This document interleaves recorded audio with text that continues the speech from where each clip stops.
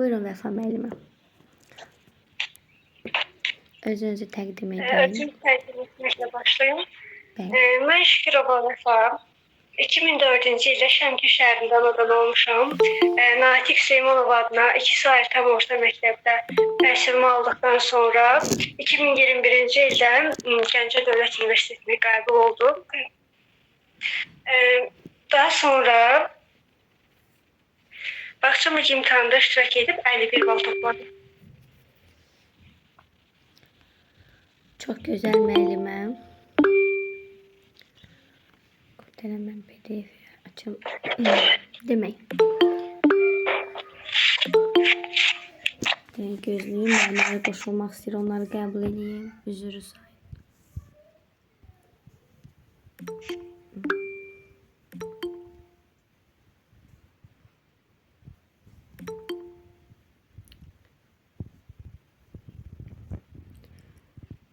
Demək, Vəfa müəllimə, icazə vermələri suallara baxam.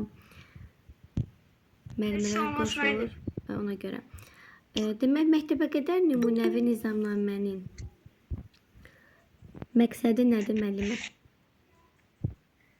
Məktəbə qədər nümunəvi nizamnamənin məqsədi 2009-cu ildə imzalanmış prezident qərarını qüvvəyə mindirmək və məktəbə qədər təhsil müəssisələrində şəraiti daha müasir və uyğun formada idarə etməkdən ibarətdir.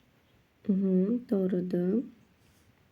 Və nizamnamə hansı müəssisə tipli formalarda həyata keçirilir? Nizamnamə tabeliyindən təşkilati qrup formasından asılı olmayaraq bütün məktəbə qədər təhsil müəssisələrinə şamil edilir. Doğrudur. Yəni özəl bağça belə olsa, orada belə yəni tətbiq olunur nizamnamədə qeyd olunanlar. Demək, Vəfa müəllimə, məktəbə qədər təhsil müəssisələrinin təhsil missiyası nədir? Təhsil missiyası erkən yaşdan başlayaraq uşaqların əqli, intellektual, fiziki inkişafını təmin etmək və onları məktəb təliminə hazırlamaq. Doğrudur. Məktəbə qədər təhsil sahəsində dövlət siyasətini və nəzarəti həyata kimlər keçirdir? Dövlət siyasətinə nəzarəti Elm və Təhsil Nazirliyi həyata keçirir. Bəli, doğrudur.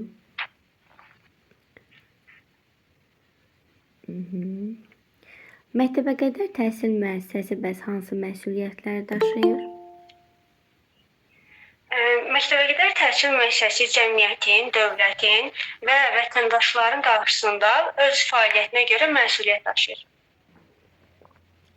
Bəs məktəbə qədər təhsil müəssisəsində neçə qruplar fəaliyyət göstərir? Məktəbə qədər təhsil müəssisəsində birinci və ikinci kiçik qruplar, orta qrup, böyük və məktəbə hazırlıq qrupları fəaliyyət göstərir. Və həmən qruplarda neçə uşaq sayısı olur? Birinci və ikinci kiçik qrupda 15 nəfər uşaq, orta, böyük və məktəbə hazırlıq qruplarda isə 20 nəfər uşaq olur. Əgər qarışıq qrup olarsa, 1-3 yaşlılar üçün 15 nəfər, 3-6 yaşlılar üçün 15 nəfərdən ibarət qruplar təşkil olunur.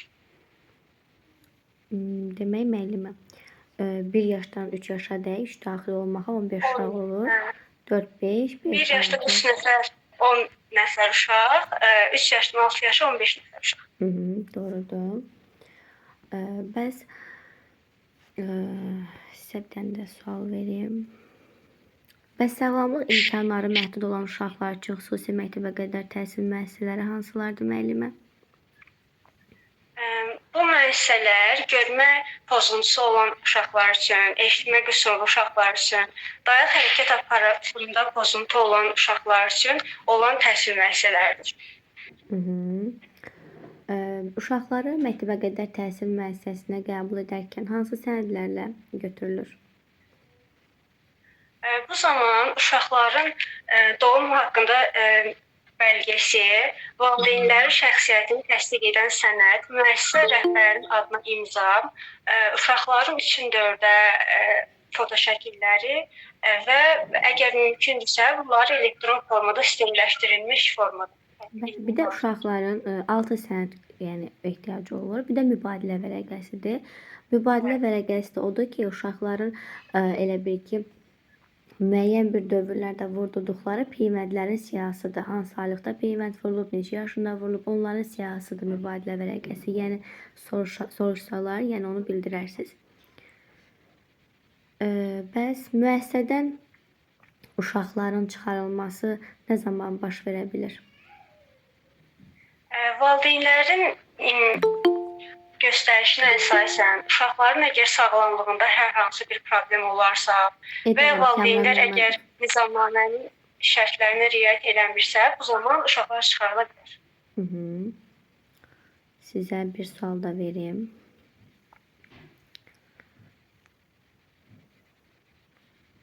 Təhsil verənlərin tibbi müayinələri necə həyata keçirilir müəllimə?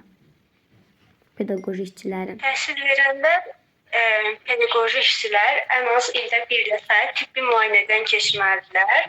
Bu, pedaqoji tibbi komissiyanın qərarına əsasən olmalıdır.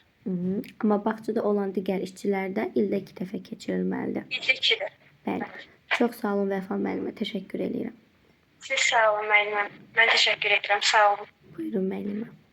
Demək, Kəmran Məmmədov, siz sual cavab eləyib. Elə sırada sizsiz.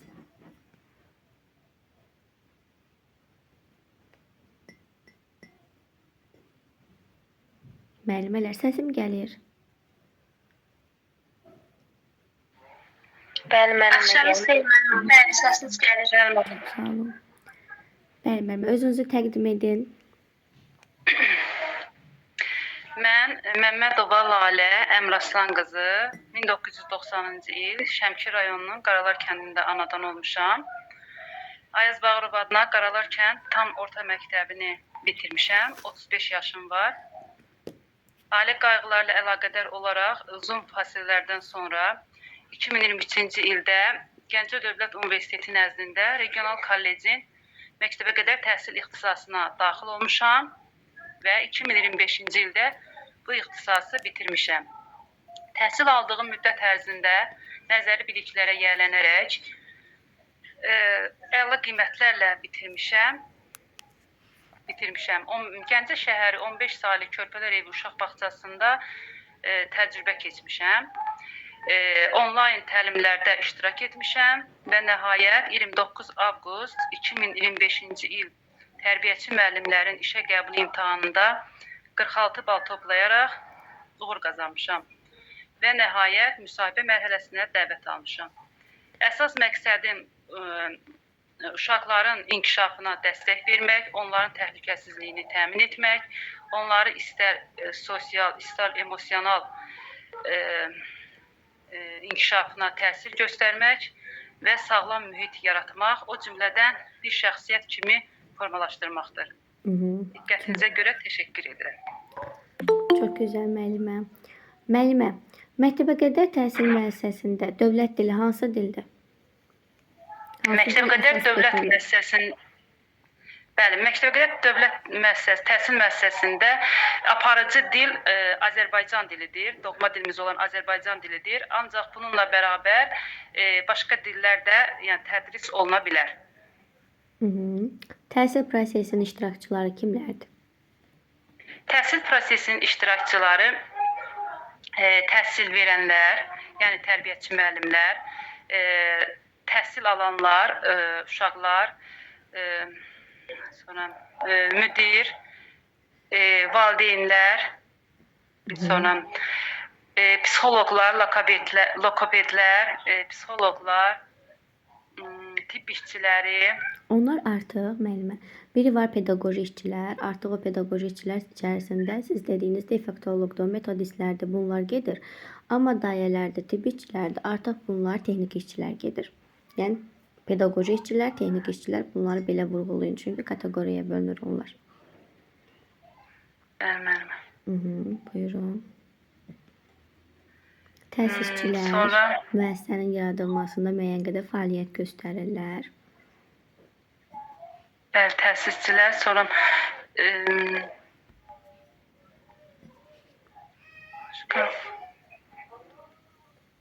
Bir də təhsil idarə etmə orqanlarıdır, bələdiyyələrdir, hüquqi şəxslərdir bunlar. Sizə indi başqa sual verim. Demək, valideynin övladı üzərində nə kimi hüququ var? Valideynin öz uşağı üzərində hüquqları aşağıdakılardır. Birincisi, əvvəlcə hər bir valideyn öz uşağı üçün məktəbəqədər təhsil müəssisəsi seçmə hüququ vardır. Sonra təhsil müəssisəsi ilə daimi əlaqədə olub öz uşağının inkişafıdır, təhsili, sağlamlığı haqqında məlumat almasıdır. Sonra təhsil müəssisəsi ilə əməkdaşlıq etməsi, orada keçirilən hər hansı bir tədbirlərə dair öz fikirlərini bildirmək hüquqları vardır. Bir də öz uşaqlarının tərəfini də belə deyim, istər müdafiə edə bilirlər. Yəni uşağı hər tərəfli müdafiə etmə hüquqları vardır. Doğrudur müəllimə, düz deyirsiniz. Məktəbəqədər təhsil müəssisələrinin idarə edilməsi hansı prinsiplərə əsaslanır? Müəllimə, 3 əsas prinsipimiz var. Aşkarlıq, şəffaflıq, bir də demokratiklik prinsipinə əsaslanır. Aha, doğrudur. Pedaqoji şura dedikdə nə başa düşürsünüz, müəllimə? Bəli, pedaqoji şura məktəbəqədər təhsil müəssisəsində təhsilin kollektiv şəkildə idarə olunan ali idarə etmə orqanıdır pedaqoji şura. Pedaqoji şurada məktəbəqədər təhsil müəssisəsinin təlim-tərbiyə işinin təşkili, onun keyfiyyətinin yüksəldilməsi, səmərəli təşkilində yəni yaradılır. Yəni pedaqoji şura bu məqsədlə yaradılır. Doğrudur müəllimə. Həm də necə başa düşürsünüzsə, rahat şəkildə o formada deyil. Yəni məktəbəqədər təhsil müəssisəsində olan bütün pedaqoji işçilərin hər biri il ərzində yığışırlar, iclas keçirirlər. Yəni il ərzində ən az 2 dəfə iclas keçirilməlidir. Və burada da onlar bir araya gələrək dövlət standartlarına uyğun olaraq proqramlardır, kurikulumdur, uşaqların həyatında nə kimi rol oynadığını, məsələn, hansı bir proqram seçirlər, onun mənfisini, müsbətini, onun əsasında oturub götür-qoy edirlər. Biz bu metoddan, bu yanaşmalardan, bu üsullardan, bu formalardan nə kimi müsbət cəhətlər əldə etdik, mənfisi nələr oldu və illik proqramı da müəyyənləşdirirlər. Hər bir müəllim öz fikirlərini irəli sürür. Xəyala müəllimə elə izah eləyirdim. Yəni ki, öz sözlərinizdən bu formada da deyə bilərsiniz, asan formada. Müəllimə, zəhmət olmasa bir də deyərdiniz, xahiş edirəm. Demək, Kamran yazılan müəllimənin də dediklərində düzdür, onların hər biri ali idarə etmə orqanıdır. Həm də əlavə olaraq da bunu da bildirə bilərəm ki, məktəbəqədər təhsil müəssisəsində pedaqoji işçilər olur, texniki işçilər yox. Yalnız pedaqoji işçilərin birgə ərsəyə gələrək yaratdıqları iclaslardır. O iclaslarda pedaqoji işçilər, yəni dayələr olsun, psixoloqlar olsun, metodistlər olsun, müəllimələr və təhsil müəssisəsinin rəhbərliyi, yəni müdir, bunlar bir araya gəlirlər, iclas keçirirlər. İldə ən azı 2 dəfə keçirilməlidir. Və burada da artıq onlar yanaşmalardır, metodlardır, formalardır, proqramlar üzərində burada ideyalarını, fikirlərini irəli sürürlər. Hər bir müəllim öz yanaşması haqqında danışır, metodlardan danışırlar ki, bunun məsələn proqramda bu metodlardan istifadə etdik. Məsələn, keçən il bunun nəticəsi bir qədər zəif idi. Amma o bir il keçdiyimiz nəticəsi bir qədər yaxşı idi. İndi isə bu il o birisi il keçdiyimiz nəticələrlə indiki yanaşmalarımızı, metodları da bir araya qoya bilərik. Bu metodlardan da nəticələr ala bilərik. Yəni bunlar haqqında iclaslar keçirilir. Dövlət standartları, kurikulum əsasında proqramlar olur, bizə verilir. O proqramlardan da biz təbii ki, praktikamızda istifadə edirik. Nələr edə bilərik, nələr etməyə bilərik. Bunlar əsasında iclaslar keçirilir. Və məktəbəqədər təhsil müəssisəsində olduğu qruplar olur. Məsələn, müəssisələr elə olur ki, böyük müəssisə olur. 15 qrup olur, 13 qrup olur və yaxud da elə bağçalar olur ki, qrupları az olur. 3 qrupu olan var və yaxud 5 qrupu olan var. Bu müəssisənin saylarına uyğun olaraq da iclaslar il ərzində keçirilir. 3 qrupu olduqda ildə 2 dəfə keçirilir bu iclaslar. 3-5 qrup olduqda bu iclaslar artıq keçirilir rübdə bir dəfə. 4 rübümüz olur və hər rübdə bəli, hər rübdə bir dəfə keçiririk. Artıq 6 və 12 qrupları olduqda və üstü olduqda bu zamanda artıq burada 2 aydan bir keçirilir. Hər 2 aydan bir.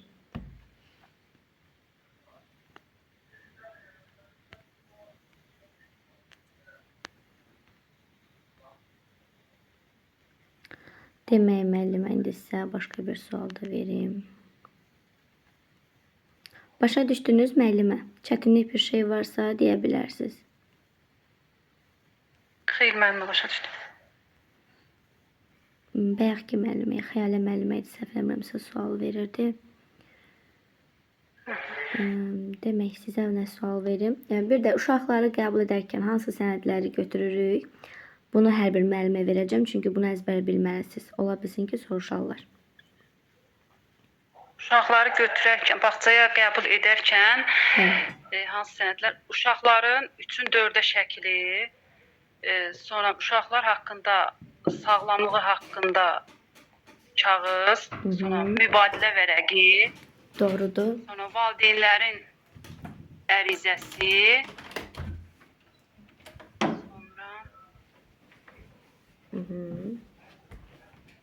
bilirdim, heyecandan yadımdan çıxdı hamısı. Fikirləşin, yenidən fikirləşin. 6 dənə sənəd olmalıdır. Yenidən sayın, görən nələr qaldı. Səslə bağlamışam. Narahat olmayın müəllimə, fikirləşin yenidən. Yenidən sayaq, 6 sənəd olmalıdır. 6 sənəd. Müəllimə, elə bir mübadilə vərəqi. İlkin olaraq biz nə edirik? 3-ün 4. Karıxmayın. İlkin olaraq belə yadda saxlayın ki, biz uşağımızı bağçaya qoyarkən müəssisənin rəhbərliyinə nə edirik? Ərizə veririk. İlk oradan başlayın. Bu biri getdi. Sonra mən uşağımın tibbi göstərişini əsasən sağlam olması ilə bağlı müəssisəyə qoyarkən nə sənəd aparmalıyam? Mənim valideynin mən birinci ərizə, ikinci valideynin şəxsiyyətini təsdiq edən sənəd, uşağın mübadilə vərəqəsi, sonra uşağın doğum haqqında vədətnəməsi, sonra uşağın 3-ün 4-ə şəkli, foto şəkli, bir də sağlamlıq haqqında arayış. Bitdi. Bəli, 6 bunlar. Oldu. Sizə başqa nə sual? Bəzi uşaqların müəssisədən çıxarılması nə kimi əsaslara baş verir? Qızım fikrim yayınır. Nə vaxt xaric edilir də, yəni bağçadan uşaqlar? Müəllim, birincisi valideynin ərizəsi ilə, ikincisi tibbi göstəriş olarsa, yəni uşağın səhhəti ilə bağlı problem olduqda, bir də müqavilə pozulduqda. Doğrudur, doğrudur. Bəs bu nizamənin nə kimi məqsədi var? Bu nizamnamə bax dövlət tərəfindən həyata keçirilir, müəllimlərə də verilir, müəssisələr də bunu yerinə yetirir. Bunun həyata gəlməsində, ərsəyə gəlməsində, müəssisələrə paylanmasında, müəssisələrin bunu yerinə yetirməsində nə kimi məqsədi var, əhəmiyyəti var? Bunu eləməyə də bilərik. Mənim əsas məqsədi odur ki, çalışdığımız məktəbəqədər təhsil müəssisəsinin daxili nizam-intizam qaydalarını bilməliyik. Hər bir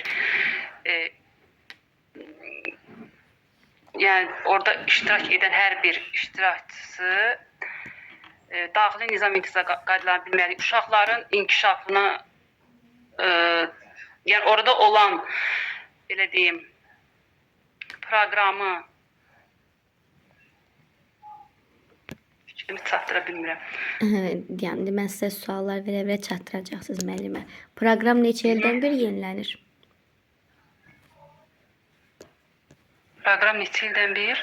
Bəli, 5 ildən bir yenilənir. Yeniləndikcə də biz də bu yenilikləri təbii ki, müəssisəmizdə yerinə yetiririk və bu nizamnamənin əsas məqsədi nədir? müəssisəmizdə yenilikləri icra etməkdir, bunları aşılamaqdır. Müəssisənin fəaliyyətini həyata keçirməkdir. Yəni nizamnamənin əsas məqsədi budur. Müasir və uyğun şəkildə tənzimləməkdir. Yeniliklər. Bəli.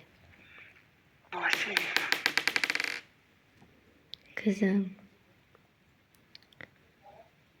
Sonra sizə başqa nə verim? Məktəbə qədər təhsil müəssisələri hansı hüquqi əsaslara əsaslanaraq fəaliyyət göstərir?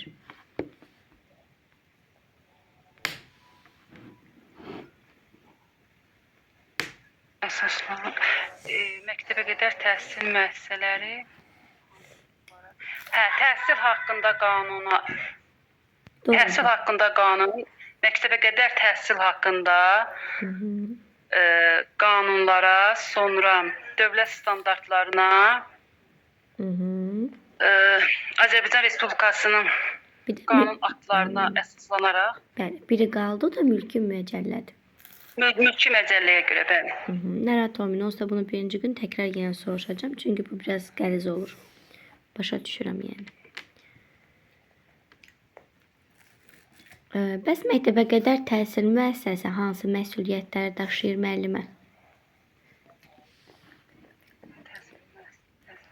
Məsuliyyəti daşıyır. Müəssisəsi, uşaqların Belə fikirləşin də müəllimə. Fikirləşək ki, avtomatik olaraq müəssisə kimlərin qarşısında məsuliyyət daşıyır? valideynlər qarşısında məsuliyyət daşıyır. Valideynlərin, uşaqların, ailənin, fərdin, Cəmiyyətin qarşısında. Bəli. Doğrudur. Bəs məktəbə qədər təhsil müəssisələrində uşaqlar, neçə yaş uşaqlar qəbul olunur? Məktəbə təhsil məsələn 1-6 yaşlı uşaqlar. Sizə bir dənə də sual verim və yekunlaşdıraq sizinlə. Məktəbə qədər təhsil müəssisəsində, yəni ki, komitədə yəni müəyyənləşdirirlər ki, uşaqları hansı sıralıqla götürək də müəssisəmizə. O hansı sıralıqla götürürlər? Nəyə əsasən götürürlər? Hansı sıralıqla? Mən əsasən məktəbə qədər təhsil müəssisəsinə ilk öncə şəhid ailələrinin, qazilərin, sonra valideynlərin, bir valideyni olan uşaqları,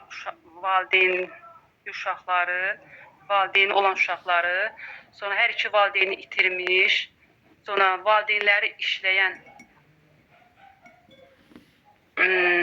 uşaqları əvvəl onlara götürürlər müəllimə. Doğrudur müəllimə, düz deyirsiniz. Düz deyirsiniz, sadəcə özünüzü sıxırsınız, sıxmayın. Müsahibədə də belə eləməyin axı. Yoxsa bilirsiniz. Ürəklə danışır müəllimə. Düz dediniz müəllimə. Hər şey düz. Müəllimə inansınız, yəni bu boyda dəstə çox qruplara qoşuluram. Sadəcə olaraq necə deyim, belə danışmamışam. Narahat olmayın müəllimə. Onu deyim ki, müəllimə. İlk dəfə sizinlə belə ünsiyyətdə oluram. Narahat olmayın, düzələcək. Amma onu deyim ki, elə müəllimələr var ki, görürsünüz ki, o qədər də yəni biliyi olmur, amma özünü bilmiş kimi də göstərir. Yəni siz də özünüzü elə göstərin. Bilirsiniz. Sadəcə özünüzü sıxmayın. İnşallah ona kimi düzələr. Hər dəfə siz dərsdə danışın, düzələcək, narahat olmayın. İnşallah. Yoxsa cavablarınızın hər biri düzdür. Oldu müəllimə, çox sağ olun. Oldu müəllimə, çox sağ olun. Buyurun. Gülavər Caniyeva. Salam müəllim, axşamınız xeyir. Salam müəllim, axşamınız xeyir. Özünüzü təqdim edin, zəhmət olmasın. Mən Caniyeva Gülavər, 1993-cü ildə Balakən rayonunda müəllim ailəsində anadan olmuşam. Orta məktəbi bitirdikdən sonra Şuşa Humanitar Kollecinin məktəbə qədər təlim və tərbiyə ixtisasını bitirmişəm. çaşdım. Hə, 6 il Şəmkir rayonunun 6 il Şəmkir rayonunda dövlət bağçasında çalışmışam. İşlədiyim illərdə işimə qarşı sevgi və məsuliyyətlə yanaşmışam. Uşaqların rifahı və inkişafı üçün çalışmışam. Yoldaşım hərbçi olduğuna görə, dövlət tərəfindən yer dəyişmə olunduğuna görə mən də işimdən ayrılmaq məcburiyyətində qalmışam. Ümid edirəm ki, işimə Bakı şəhərində davam etdirə biləcəm. Bu şansı mənə yaratdığınıza görə sizə və Elm və Təhsil Nazirinə dərin təşəkkürümü bildirirəm. Çox gözəl müəllimə. Gülavər müəllimə, yeni nizamnamə hansı sənədi əvəz edir? Yeni nizamnamə 1995-ci ildə qəbul olunmuş nizamnaməni əvəz edir. 2 oktyabr. Ha, 12 2 oktyabrda qərarı. qəbul olunmuş. Bəs bu qərarın əhəmiyyəti nədir? Qərarın əhəmiyyəti təhsil sistemi 5 ildən bir yenilənir və məktəbəqədər təhsildə də yeniliklərin tətbiq olunması, müasir təhsil sisteminə keçid üçün də, yəni Doğru, yeniliklərin tətbiq olunması üçün. doğrudur. Ben de başka sual severim. Bəs məktəbəqədər təhsil müəssisəsinin əsas məqsədi nədir müəllimə? Məktəbəqədər təhsil müəssisəsinin əsas məqsədi uşaqların fiziki, sosial, idraki bacarıqlarını, emosional bacarıqlarını inkişaf etdirmək və məktəb təliminə hazırlaşdırmaq. Müəssisələr bəs fəaliyyətinə görə neçə yerə bölünür? Müəssisələr fəaliyyətinə görə körpələr evi, onlar bilirsiniz müəllimə? Yox, 3 yerə bölünür. Özəl, bələdiyyə və dövlət. Bunu yada Hə, yetirin. bəli, özəl, dövlət, bələdiyyə. Sonra bəs məktəbəqədər təhsil sahəsində dövlət siyasətini və nəzarəti həyata kimlər keçirdir? Azərbaycan Respublikasının Elm və Təhsil Nazirliyi. Doğrudur.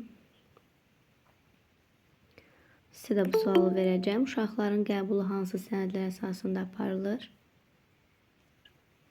Müdirin adına ərizə, doğum haqqında şəhadətnamə, mübadilə vərəqəsi, tibbi arayış, doğum haqqında arayış, 3-cü növdə fotosakiz, vəsiqə, bir də müəllimə valideyni sistemdən çıxarılmış kağız.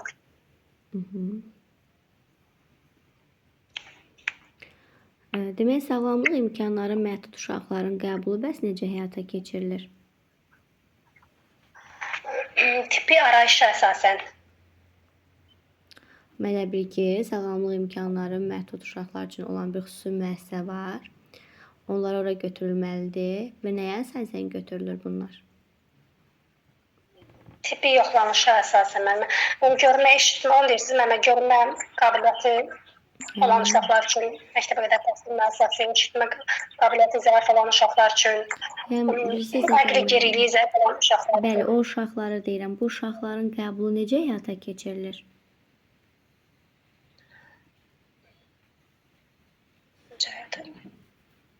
Tibbi, yəni icazə verdikcə, həkimlər icazə verdikcə də. Psixoloji, tibbi və pedaqoji baxımdan həyata keçirilir. Bunun üçünü bir arada deyin.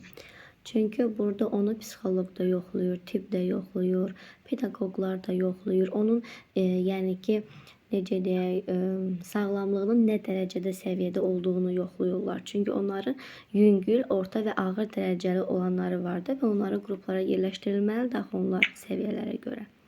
Ona görə bu 3 dənə bəli keçirlər. Psixoloji, tibbi və pedaqoji olaraq.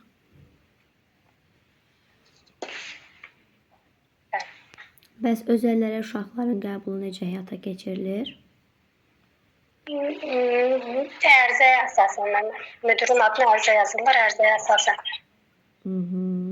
Müqavilə bağlayırlar. Bəs məktəbəqədər təhsil müəssisələrinin iş saatları və rejimi necə olur? İş saatları və rejimi baxır təhsil müəssisələrinin fəaliyyətinə. Əgər valideynlərin razılığı olsa gün uzadılmış ola bilər. Gecə fəaliyyət göstərən bağçalar da ola bilər. Qısa rejimdə çalışan bağçalar da ola bilər. Bəli. 5 günlük, 6 günlük bağçalar da oldu. Əvvəl 6 günlük vardı, amma indi o sistemi yığışdırdılar və bütün bağçalar Təhsil Nazirliyində olduğuna görə artıq 5 günlük elədilər. Yəqin ki, Bəli. nizamnamə dəyişiləndə artıq onu da dəyişəcəklər, amma indiki nizamnamədə 5, 6, 7 günlük qeyd olunubdu. Bəs iş saatları? İş saatları 2000-ci ildə anadan olmuşam. 2007-ci ildə orta məktəbə başlamışam. Mirzə Rəhbər Sabir adına tam orta məktəbdə. 2018-ci ildə məktəbi bitərəndən sonra 2019-cu ildə Şuşa Humanitar Kollecinə qəbul olmuşam. Ailə və ev təhsili, məktəbə qədər və kiçik məktəb yaşlı uşaq tərbiyəçisi ixtisasına qəbul olmuşam. 2023-cü ildə kolleci bitirmişəm. 2025-ci ildə 2025-ci ildə müəllimlərin işə qəbul imtahanında 45,125 bal toplanmış və müsahibə mərhələsinə haqq qazanmışam. Biraz heyecanlıyım müəllimə. Narahat olmayın müəllimə. Həyəcan hər kəsdə olur. Demək, Nuranə müəllimə, yeni nizamnamə hansı sənədlə əvəz olunub? Yeni nizamnamə 1995-ci ildəki nizamnaməyə əsasən, o köhnə nizamnaməyə əsasən qəbul olunub. Yeni nizamnamə 2009-cu ildə qəbul olunubdur.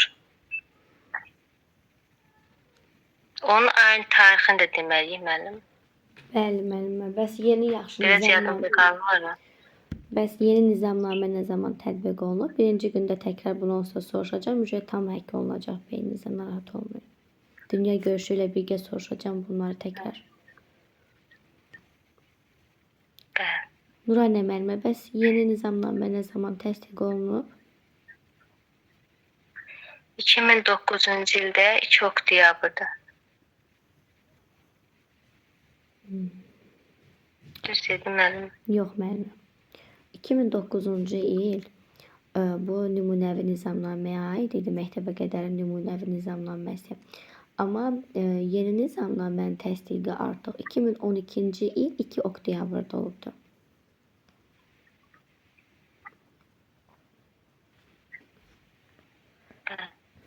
Tətbiq olunma vaxtı o vaxt elə müəllim. Bəli, bəli. Bəs nizamnamə hansı növ məktəbə qədər təhsil müəssisəsində həyata keçirilir?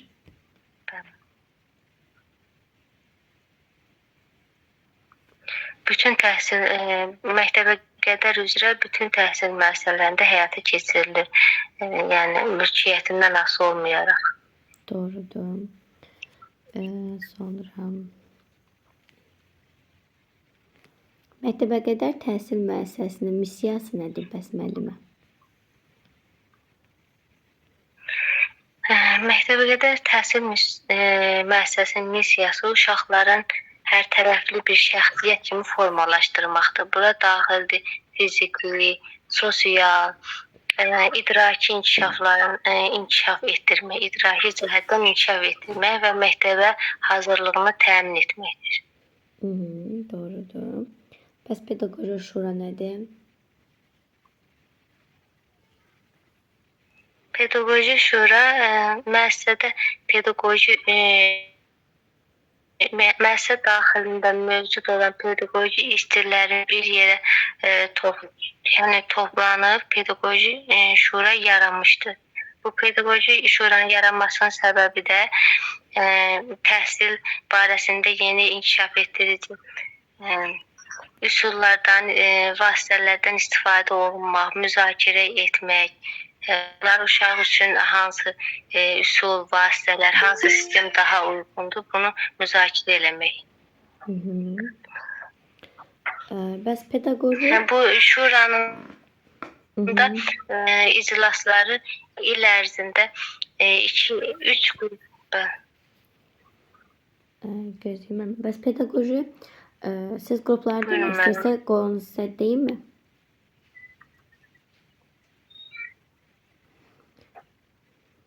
Qruplar demək Eşitmədim, istəyirəm. necə? Qruplar demək istəyirsinizsə, deyirəm deyin mənimə köməklik edeyim. Qruplar.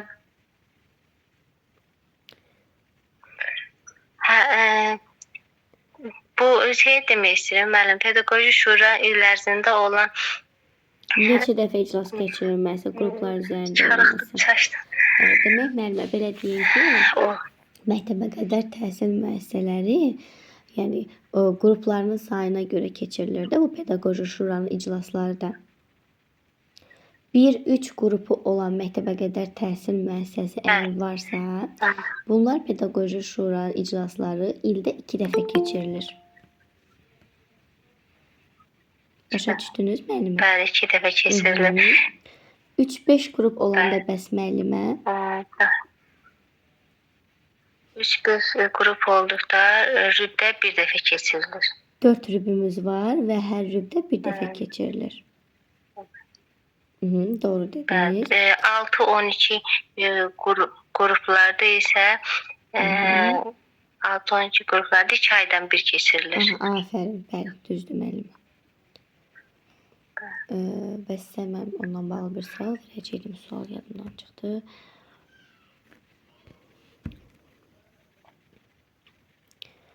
Demək, məktəbə qədər təhsil müəssisəsi hansı məsuliyyəti daşıyır? Məktəbə qədər təhsil müəssisəsi dövlətin üzərində, yəni dövlət, cəmiyyət, müəllimə fikrini çatdıra bilmirəm. Narahat olmayın müəllimə. Burada hər bir kəs öyrənmək istəyir. Yəni narahat olmayın. Yavaş-yavaş sizin nitqiniz açılacaq.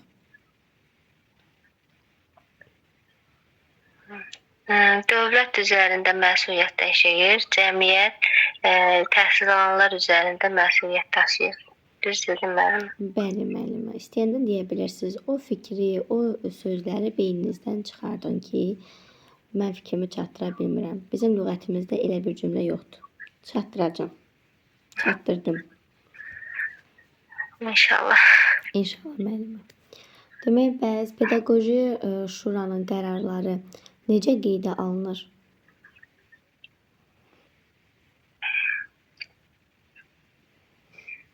Bilmədim onu. Bunu deyim, yadınızda saxlayın. Protokol kitabında. Orada bizim nə kimi qərarlar veririk? Axırda məsələn iclas olur.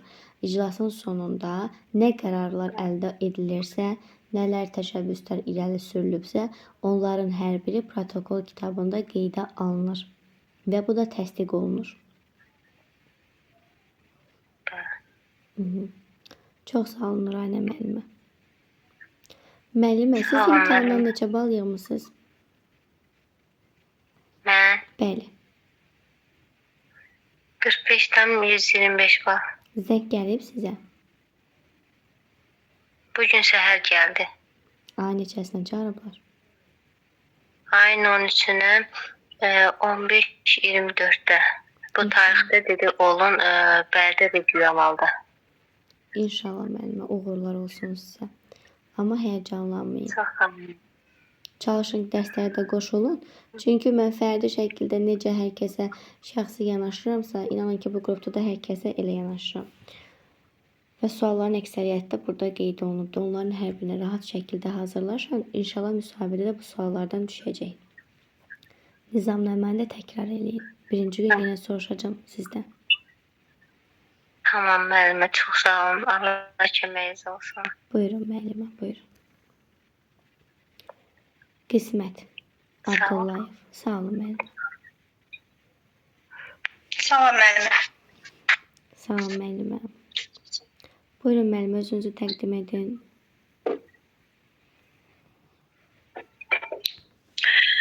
Mən Abdullayeva Arzu, 32 yaşım var. Tovuz Dövlət Sosial-İqtisad Kollecinin təlim və tərbiyə üzrə təhsil almışam. Hal-hazırda ümumiyyətlə oxuduğum müddətdə fəal tələbələrdən olmuşam. İctimai-siyasi bayramlarda, təşkilatlarda iştirak etmişəm və sertifikatlarla təmin olunmuşam. Hal-hazırda ailəliyəm, 3 övladım var. Özünü təqdim etməmi heç cürə bəyənmirəm, müəllimə. Bilmirəm necə düzəliş edim. Yəni şəxsidə sizə yazmaq istəyirdim ki, mənə biraz köməkdarlıq edərdiniz. Yazın müəllim, orada heç bir problem yoxdur. İndi mən sizə skrin edib ataram. Keçən dəfə o dərsdə bir müəllim var dedim, şəxsiyə yazarsınız dedi, özəl bağçaya gedəcəm. Mən ona da yönləndirdim, nələr etmək lazımdır. Yəni bununla bağlı probleminiz olmasın. Hər kəsə çalışdığım qədər kömək edirəm. Yazın şəxsdə mən sizə qeyd eləyərəm nələr deyərsiniz. Bəli, müəllim. Demək, müəllimə, adınız necə oldu? Arzu müəllimə. Arzu müəllimə. Üzr sayın. Demək, Arzu müəllimə. Pedaqoji şuranın həyata keçirilməsi necə baş verir? Pedaqoji şuranın həyata keçirilməsi təsisçinin qərarı ilə pedaqoji şuranı müəllimə mən yarım ayda oxuyuram, hələ tam başa çatdıra bilməmişəm. Mən sizə atdığım PDF-dən oxudunuz müəllimə. Oradan da oxumuşam, əlavə də oxumuşam. Pedaqoji şuranın qərarını Əlavə yerdən oxuyun. Sizə əsas yerlərdən atmışam. Onları oxuyun. Çünki onun içərisində müdirlərə aid çox hissələr var. Və görürsünüz, mən sizə valideynlərlə qəyyumları soruşmuram. Çünki onlar sırf müdirə aiddir, onun bizə aidiyyatı yoxdur. onu öyrənməməliyik. Sadəcə pedaqoji şura ilə müəllimə. Bəli. Verilsə belə, heç inanmıram verələr. Verilsə belə onsuz da asan bir şeydir. Qəyyumlar da o da ki, hər qrupdan bir valideynin, yəni ki, yığışaraq yaratdıqları bir qrupdur. Qəyyumlar olsun, valideynlər şurasının mahiyyəti nədən ibarətdir müəllimə? Uşaqların Onu bilirəm müəllimə. Yəni onlar asandır. Heç onlar əslində hüquqlu şəxsdir. Məktəbəqədər təhsil müəssisəsinə yardım edir və Qəyyumlar Şurasının vəzifələri odur ki, nizamnaməni rəhbər tutmaq, uşaqların maraq və valideyn və uşaqların maraqlarını qorumaq, müəssisədə olan konflikt və mübahisəli məsələləri həll etmək, eyni zamanda nizamnaməni rəhbər tutmaq və təşkilatlarda iştirak etməkdir. Biraz bu valideynləri deyə bilmirəm mən. O valideynləri gərək təkrar edəm. Valideynlər də iclasların keçirilməsidir, həyata ərsəyə gəlməsi, onların hər birinə məlumatların verilməsi bunu yerinə yetirir və valideyn iclasını həyata keçirərkən 14 gün əvvəlcədən məlumat verilməlidir və bunda təbii ki, valideyn şurasının sədri həyata keçirir. Valideynlər hər qrupdan bir valideyn seçilir və valideyn şurası yaradılır və hər qrupunda belə deyə də bilirsiniz bir növ necə olur valideynlər şurası, starsa olur qruplarda seçilir. Bax valideyn şurası da onun kimi bir fəaliyyət daşıyır. Qrupun müəlliməsindən alır məlumatı, ötürür valideynlərə nələr olacaq, 14 gün əvvəlcədən iclas olunmalıdır, bu tədbirlər, bu proseslər olacaq. Məsələn, fond pulu yığılmalıdır, o edilməlidir. Valideynlərin hüquqları, vəzifələri, onların istəkləri, maraqlarını müəlliməyə çatdırır, tələbləri.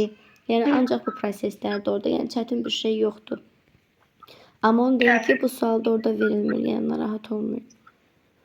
Əsas baxın, qruplar soruşulur. Qrupda uşaqların sayı soruşulur. Uşaqlar 5 qrup olur. Bilirəm onları müəllimə. Bəli, uşaq məsələn müəssisəyə gələrkən hansı sənədlər lazımdır? Uşaq nə zaman müəssisədən çıxardıla bilər? Bir də o nizamnamənin illərini öyrənin əsas. Nizamnamənin ili 2012-ci ildə 218 nömrəli qərarla təsdiq edilmişdir Nazirlər Kabineti tərəfindən. Yəni bir sırf bunu bilirəm, amma bundan əvvəllər də olubdu, onları bilmirəm. 1995-ci ildə prezident tərəfindən olmuşdu. Daha sonra 2012-ci ildə olubdu. Bu qərar da prezidentimizin qərarını təsdiqləyən bir qərar olmuşdu. Yəni məktəbəqədər təhsil müəssisələrinin müasirləşməsidir, müasir standartlara real həyata keçirilməsidir. Eyni zamanda texnikalar, müasir avadantların həyata keçirilməsi bax belə yadımda qalıb. Doğru. Dövlət və bələdiyyə məktəbəqədər təhsil müəssisələri necə yaradılır? Dövlət məktəbəqədər təhsil müəssisələri hansı ki aidiyyatı olduğu orqan tərəfindən yaradılır və təsis edilir. Bələdiyyə və özəl məktəbəqədər təhsil müəssisələri isə təsisçi tərəfindən yaradılır və Elm və Təhsil Naziri tərəfindən təsdiq edilir. Doğrudur. Bəs dövlət məktəbə qədər təhsil müəssisəsinin fəaliyyəti müəllimə nə zaman dayandırıla bilər? Hansı hallarda? Hansı hallarda dayandırıla bilər? Məktəbə qədər təhsil müəssisəsində uşaqların sayı olduqca az olduqda və eyni zamanda demək təhlükəli vəziyyət yarandıqda və hansı ki Təmir işləri gedərsə, fövqəladə təmir işləri hallarda. getdikdə, fövqəladə hallarda, bu hallarda dayandırıla bilər.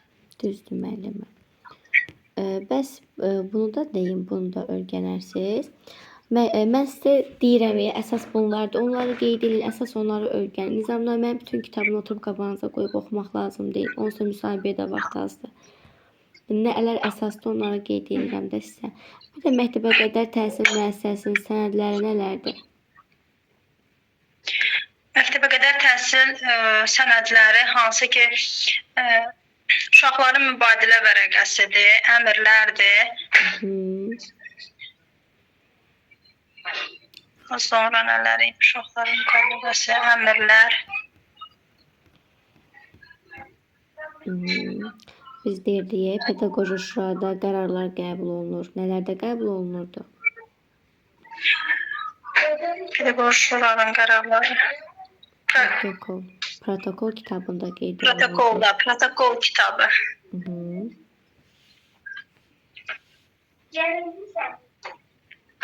Burada da 5 dənə sənəd var.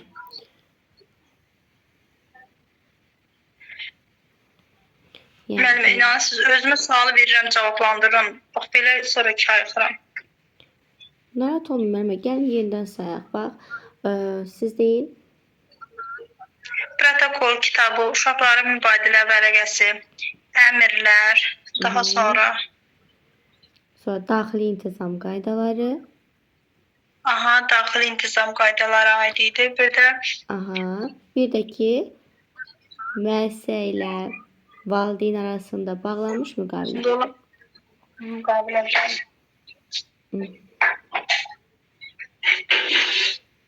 Səslə. Sonra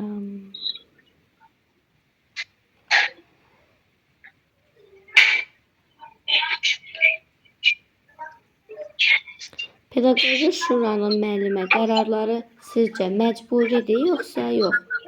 Bəli, məcburidir. Doğrudur. Və uşağı bir tərbiyəçi müəllimi olaraq müəssisəyə götürdüyünüz zaman onun valideynlərinə hansı sənədlər tələb edirsiniz? Valideynin şəxsiyyət vərəqəsinin surəti, uşağın doğum şəhadətnaməsinin surəti, müdürün adına ərizə, 3-ün 4-ə 2 dənə foto şəkil, sağlamlıq haqqında kağız, tibbi kağız, arayış daha doğrusu mənim üzrə. Narahat olmayın müəllimə. Çox sağ olun, təşəkkür edirəm müəllimə. Buyurun. Sağ olun. Mahirə Məmmədova.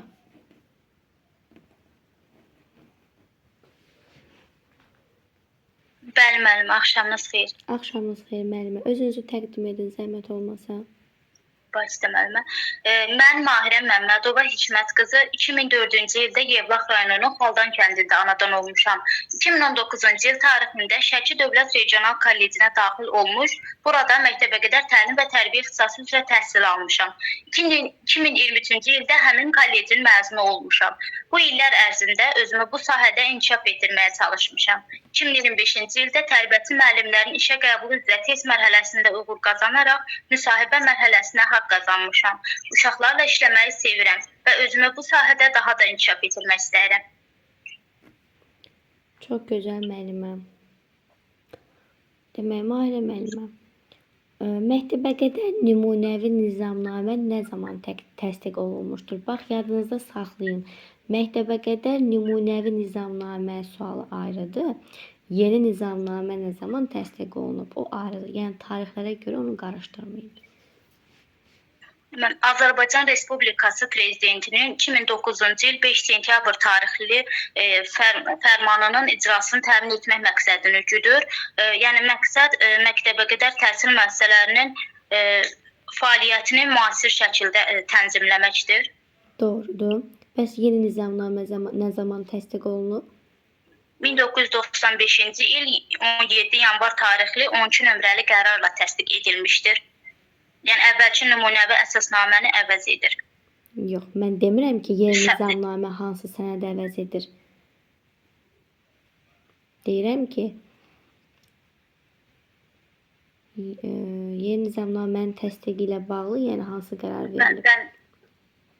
Mən 2012-ci il 2 oktyabr tarixli qərarı ilə qarışdırdım onları biraz. Narahat olmayın. Ola bilər ki, mən də fikrimi səhv çatdıra bilərəm. Problem deyil. Demək, nizamnamə hansı məktəblərdə tətbiq olunur?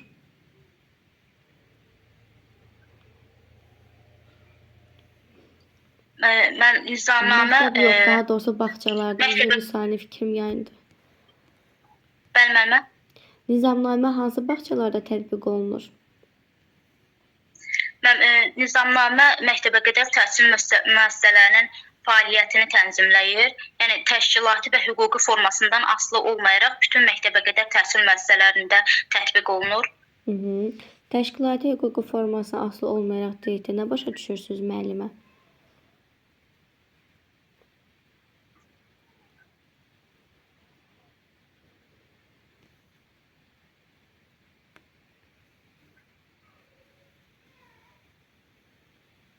Mən bilmədim bunu.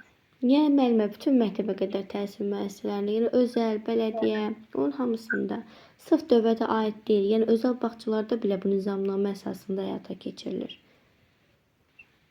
Bəlməlmə. Yəni onu müsahibənin içərisində sualdan sual çıxarsalar, yəni onu bilin. Başlayın. Bəs məktəbəqədər təhsil müəssisəsinin təhsil missiyası nədir? Təhsil missiyası uşaqların intellektual, fiziki və psixi inkişafını, həmçinin qabiliyyətlərinin üzə çıxarılmasını, sağlamlığının qorunmasını, estetik tərbiyəsini təmin edir, təbiətə, insanlara həssas münasibətin formalaşmasına kömək edir. Bəs məktəbəqədər təhsil sahəsində dövlət siyasətini, nəzarəti həyata keçirən kimdir?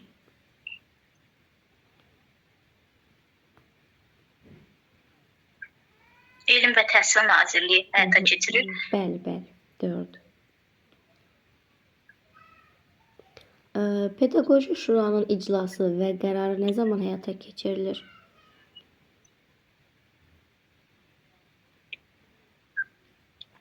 Pedaqoji Şura. Yəni Pedaqoji Şura necə iclas həyata keçirilir və nə zaman olur? Bax, bilirsiniz necə? Yəni Pedaqoji Şuranın 3/2 hissəsi, çoxundan yarısı olarsa, məsələn 10 müəllimdirsə, bunun 6-sı iştirak edibsə, bu zaman artıq bu iclas həyata keçirilir. Başa düşdünüz nə demək istəyirəm müəllimə?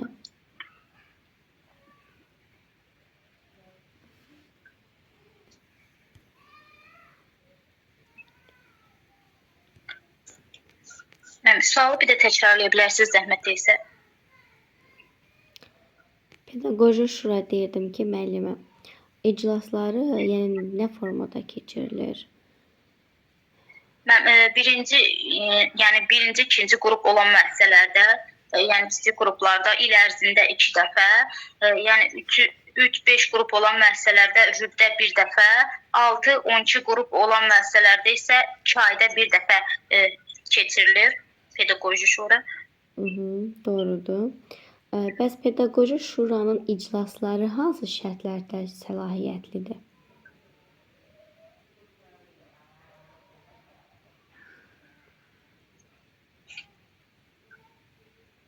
Pedaqoji Şuranın iclasları Şura üzvlərinin yarıdan çox iştirak etdiyi halda səlahiyyətlidir. Bəli, sizə desələr ki, Pedaqoji Şuranın iclasları hansı şərtlərdə səlahiyyətli olur? Yəni artıq bunun qərarı verilmiş olur, həyata keçirilmiş olur. O zaman artıq yarıdan çox iştirak etdiyi halda deyəcəksiniz.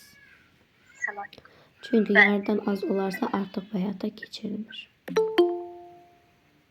Mən başa düşdüm.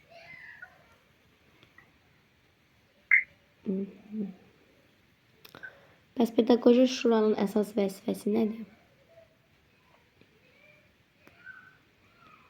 Pedaqoji şuranın fəaliyyətini təşkil etmək, pedaqoji şuranın iclasının gündəliyini yəni müəyyənləşdirmək, pedaqoji şuraya daxil olan ərizələrin, müraciətlərin aparılmasına nəzarət etmək, pedaqoji şuranın fəaliyyəti barədə, yəni təsdiqçi qarşısında hesabat vermək, Onu kim verir?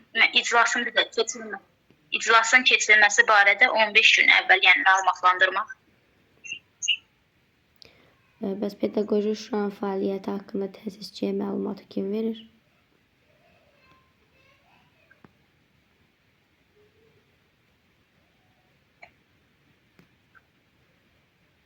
Yəni yerli icra hakimiyyəti orqanı tərəfindən səs.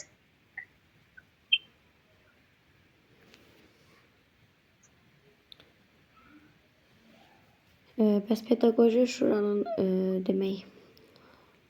pedaqoji şura ilə bağlı iclas keçiriləcəksə, bu neçə gün əvvəl onlara məlumat verilir?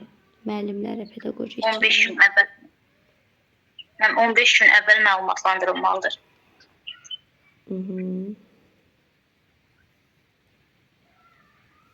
Qruplarda dediniz, başqa bir şey qalmadı. Çox sağ olun, təşəkkür edirəm müəllimə. Siz sağ olun müəllimə. Burada Bakıdan olan var müəllimələr. Rüfanə müəllimə sual verir ki, Bakıda olanlardan var. Burada kimsə zəng gəlib.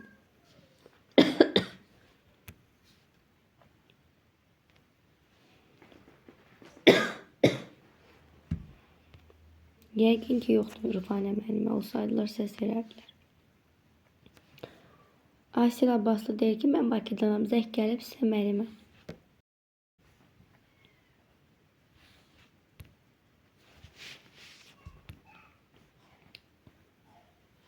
Üzülü sayın, bugün səsim biraz batırdı.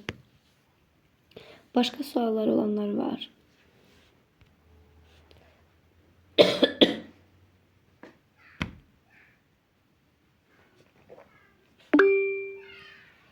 Afət müəllimə, sual cavabda iştirak etmək istəyirsiniz? Salam müəllimə, axşamınız xeyir. Allah şəfa versin. Sağ olun müəllimə. İstəyirdim, sadəcə nizamnaməyə baxa bilməmişəm. Onsuz elə bugün bir çox müəllimələr deyirdi ki, yaxşı hazırlaşa bilməmişəm, amma birinci gün onsuz da bunun üstündə qalacağıq. Bununla birlikdə dünya görüşü də verəcəm. Çünki bu əsaslıdır ona görə. Bəli müəllimə. Nizamnamədən bilirsiniz necə müəllimə? Əsas olaraq bax qrupları soruşurlar. Hansı müəllimə idi o sualı verən? Aysel Abbaslı. Əsas qruplarda soruşulur. Uşaqların hansı sənədlər qəbul olunmalı? Çünki siz bir tərbiyəçi müəlliməsiz. Sən uşaqları, yəni ki, qrupuna alarkən, sən təbii ki, valideynə məlumat verməlisən ki, ay valideyn, bu sənədlər lazımdır. Uşağını götürürəm qrupuma və bu sənədləri sən gətirməlisən. Təbii ki, sən bunu bilməlisən ki, sən bu məlumatda valideyni ötürə biləsən. Sən bu valideyn səndən gəlib desə ki, müəllimə, mən uşağımı sizin qrupa qoymaq istəyirəm. Mənim uşağımı qrupunuza qoyarkən hansı sənədlər lazımdır?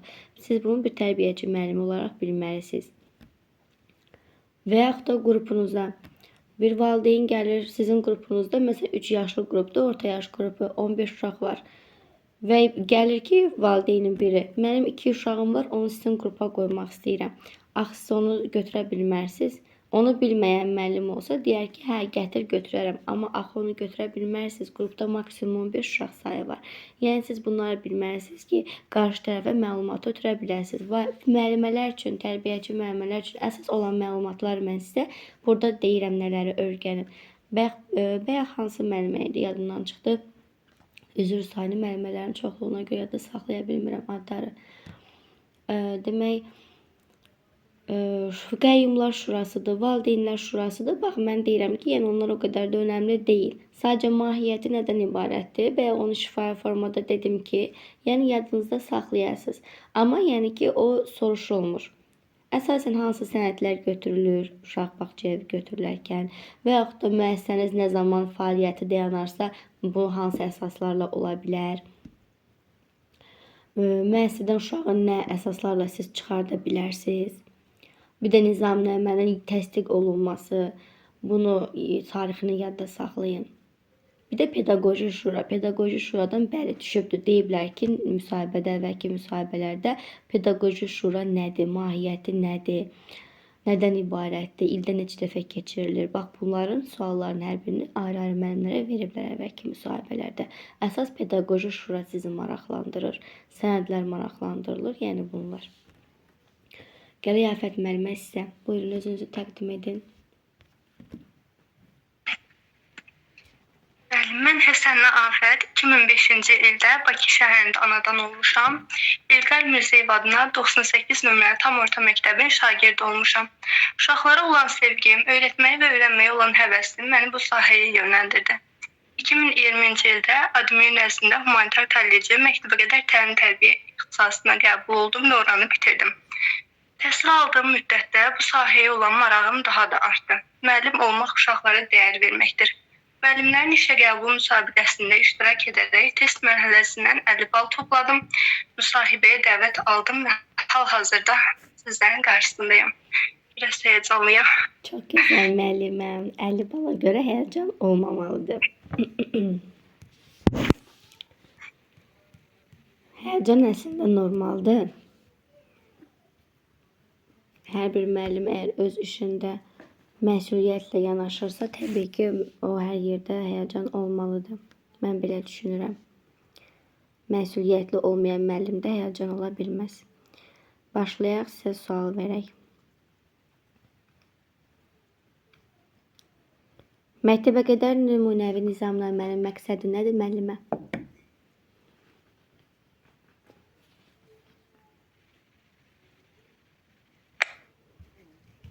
Afət müəllimə.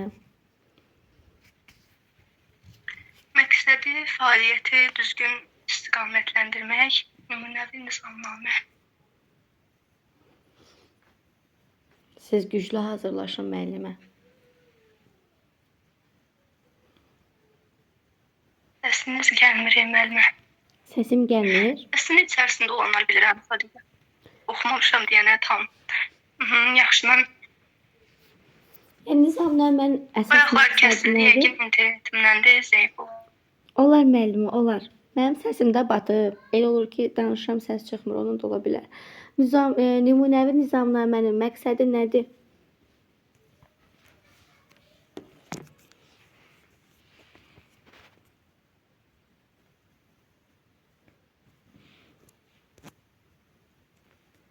Müəllimə, səsim gəlir.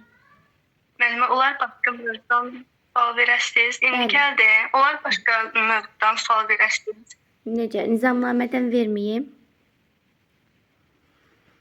Bəli, nizamnaməni hələ ki oxumamışam. Amma oxuyun, birinci gün soruşacağım. Başla. Başınız var olsun. Planlaşdırma nədir müəllimə?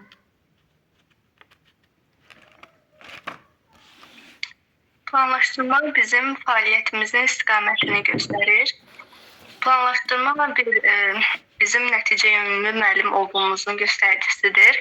Ümumiyyətlə iki cür planlaşdırma olur, illik və həftəlik. İllik bizim il ərzində görəcəyimiz işlər bura daxildir. Həftəlik isə həftəlik olaraq buraya aiddir bütün fəaliyyətlər, səhər fəaliyyəti, axşam fəaliyyəti, məşğələlər və s.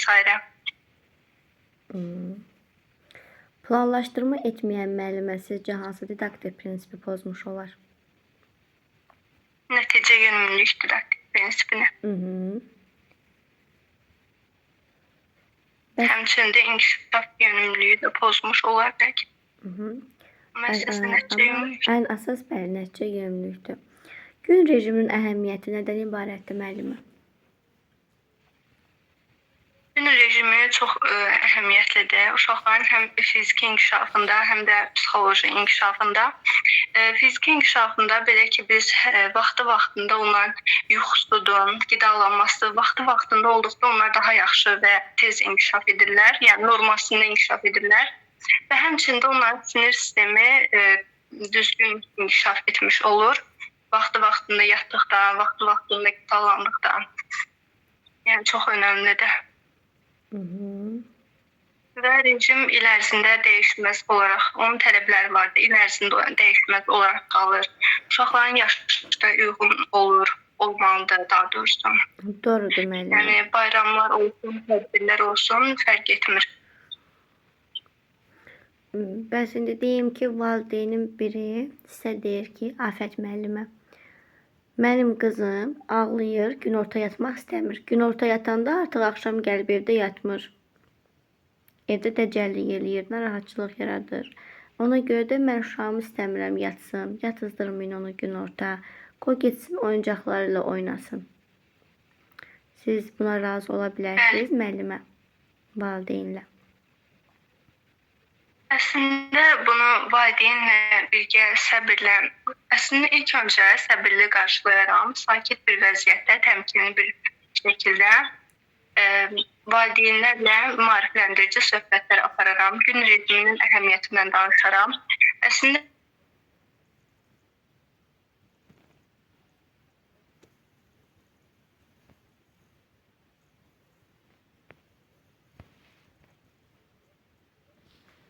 həm günorta yatacaq, həm də axşam saatlarında da normal yatacaq. Yəni gün rejimi burada pozula bilir. O zaman uşaq günorta yatır, axşam yatmır. Bu hallar olur, ola bilir bəzən. Valideynə izah eləyərəm ki, belə olsa daha yaxşı olar. Gəlin birgə əməkdaşlıq edək. Həm günorta yatacaq, həm də axşam bu şəkildə. Bəli müəllimə, sizin ilk öncəliyiniz gün rejimini, yəni hər bir valideynə təbii ki, başa salmalısınız ki, gün rejimi haqqında məlumat verməlisiniz. Gün rejiminə hər bir uşaq uymalıdır. Əgər uşaq yatmasa belə, yatmaq istəməsə belə yerində uzanmalıdır. Çünki biz o valideynlə razılaşsaq, desək ki, hə getsin yeməyini yesin, getsin oyun oynasın, səhərsi gün digər valideyn gəlib sizə deyə bilər ki, mənim də uşağım yatmasın. Nəyə görə onun uşağı yatmır, mənimki yatır. Artıq siz bunun qarşısını ala bilməyəcəksiniz. Həm də uşaq üçün rejimdə pozulmuş olur.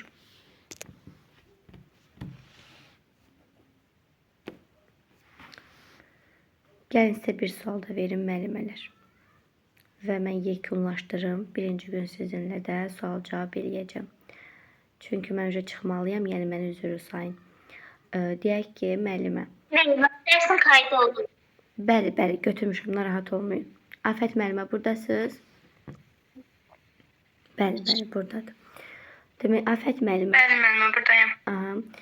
Deyək ki, uşaqlardan biri sizi çox sevir və anası da gəlib həmən uşağı götürməyə və uşaq ayağını yerə döyür, özünü yerə çırpır ki, mən getmirəm, mən Afət müəllimə ilə qalıram, mən ondan evə gedəcəm, məni evə aparmayın. Ağlayır da uşaq özünü yerlə yeksan edir. Siz bu zaman nə edərsiniz?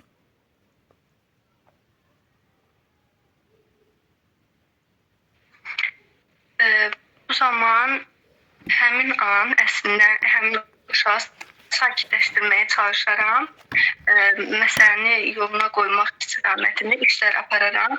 Amma bu onun göstəricisidir ki, əslində bu çox sevindirici haldır. Uşağın sevgisini qazanmışam.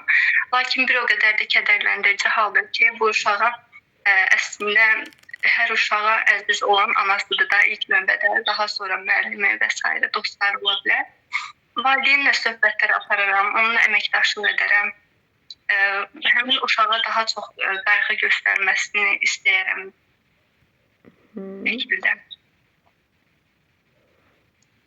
Bir də deyərəm ki, məsələn, sən get evinə, daha sonra gələcəksən, birlikdə yenə olacağıq, yenə oyunlar, məşğələlər keçəcəyik bu şəkildə. Yəni sən sabah da gələsən, başqa gün də gələsən bu şəkildə. Və yaxud da bacısı varsa, məsələn, deyə bilərəm ki, səni evdə bacın gözləyir və yaxud da qardaşın gözləyir.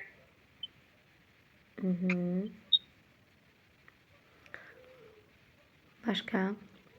Və yaxud da deyə də bilərik ki, məsələn, sarıla bilərik ki, öncə təbii ki, qucaqlamalıyıq, onu sakinləşdirməliyik. Həm də uşağın valideynlə sevgisini də balansı qoruyub saxlamalıyıq. Çox gözəl. Təbii ki, gözəl bir hissdir ki, uşaq tərbiyəçi müəllimi sevir, amma valideynlə olan münasibətini də qorumalıyam, balansda saxlamalıyam.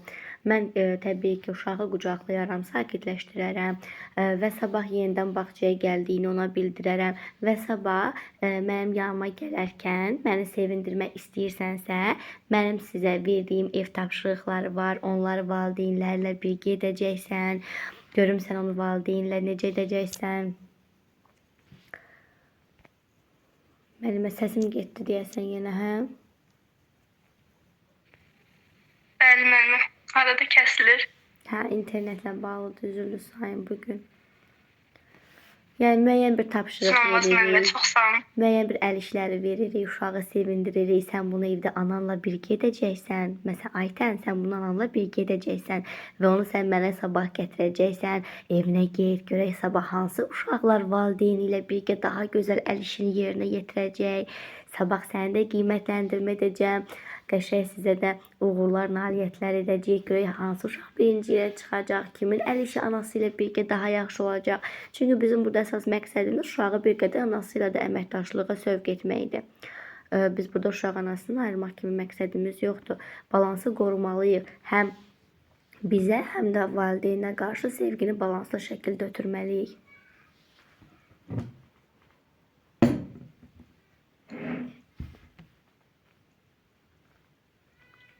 Başqa sual olanlar var müəllimə? Afət müəllimə, sizinlə də bu qədər. Axşamınız xeyir müəllimə. Kim idi? Çox sağ olun müəllimə, təşəkkür edirəm. Buyurun müəllimə. Axşamınız xeyir müəllimə. Dərsdən əlavə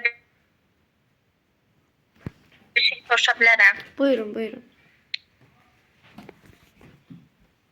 Müəllimə, bizim diplomlar hələ verilməyib.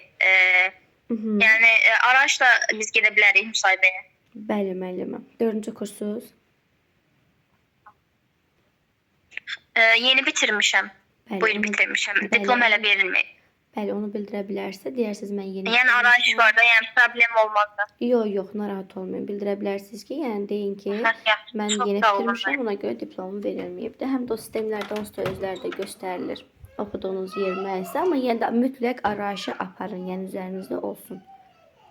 Oldu müəllimə, çox sağ olun. Oldu. Sağ olun müəllimələr. Gecəniz xeyrə qalsın. Birinci gün görüşərik. Xeyrə qalsın.